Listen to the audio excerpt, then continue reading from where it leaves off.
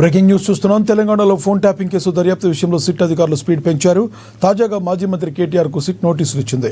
ఇందులో భాగంగా రేపు జూబ్లీహిల్స్ పోలీస్ స్టేషన్లో ఉదయం 11 గంటలకు విచారణకు హాజరు కావాలని నోటీసులో పేర్కొంది. ఇదే విషయానికి సంబంధించి మరింత సమాచారాన్ని మా ప్రతినిధి హరీష్ అందిస్తారు ఫోన్ ద్వారా.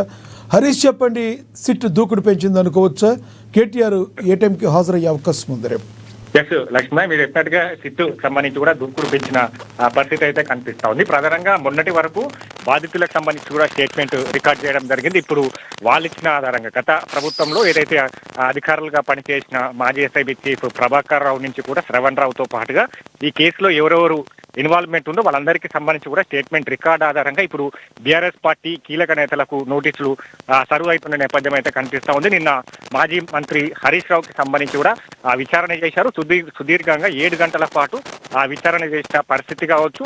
ఇక ఆయన సంబంధించి కూడా తన ఫోన్కు కూడా ట్యాపింగ్ గురైనట్టుగా కూడా సిట్ అధికారులు ఆధారాలతో సహా హరీష్ రావు ముందు ఉంచిన పరిస్థితి. దానికి ఆయన షాక్ అయిన పరిస్థితి కావచ్చు. ఎందుకంటే హరీష్ రావు కదలికల పైన కూడా బీఆర్ఎస్ అధిష్టానం ఫోకస్ చేసినట్టుగా కూడా ఈ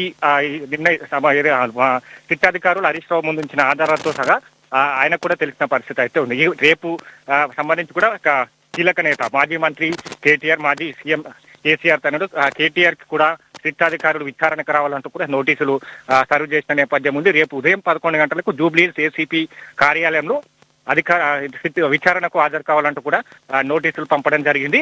ఇప్పటికే హరీష్ రావు ఇచ్చిన స్టేట్మెంట్ కావచ్చు, బాధితులు ఇచ్చిన స్టేట్మెంట్ ఆధారంగా మాజీ అధికారులు గత ప్రభుత్వంలో పనిచేసిన అధికారులు ఎవరైతే ఈ ఫోన్ ట్యాపింగ్ చేశారో వాళ్ళకి సంబంధించిన ఇంటెలిజెన్స్ చీఫ్ ఇచ్చిన స్టేట్మెంట్ ఆధారంగా కూడా రేపు కేటీఆర్ ని విచారించబోతా ఉన్నారు. కేటీఆర్ కి సంబంధించి కూడా ఆయన ఫోన్ ట్యాపింగ్ గురైందా, ఆ అంశాలకు సంబంధించి ఎవరెవరు ఫోన్ ట్యాపింగ్ గురి అవ్వాల్సి వచ్చింది. కేటీఆర్ ఇప్పటికీ హరీష్ రావు అనుచరులకు సంబంధించి కూడా 6 మందికి పైన కూడా ఫోకస్ చేశారు. వాళ్ళకి సంబంధించి కూడా నోటీసులు ఇచ్చేందుకు సిట్ అధికారులు సన్నిద్ధమయ్యారు. రేపు కేటీఆర్ కి సంబంధించి ఏ విధంగా ఉండబోతుంది, కేటీఆర్ ఫోన్ ట్యాపింగ్ కి గురైందా, దాంట్లో ఎవరెవరు ఇన్వాల్వ్మెంట్ ఉంది, నేరుగా కేటీఆర్ కి సంబంధించి కూడా ఈ ఫోన్ ట్యాపింగ్ లో ఇన్వాల్వ్మెంట్ ఎంతవరకు ఉంది, ఎందుకంటే ఎప్పుడు లొట్టపీస్ కేసు అంటూ కూడా కొట్టిపారేస్తా ఉన్నారు కేటీఆర్ కి సంబంధించి.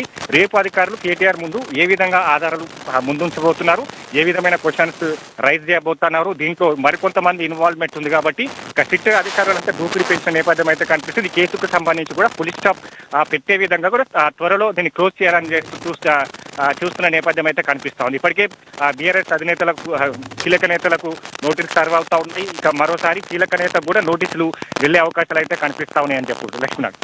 Thank you Harish.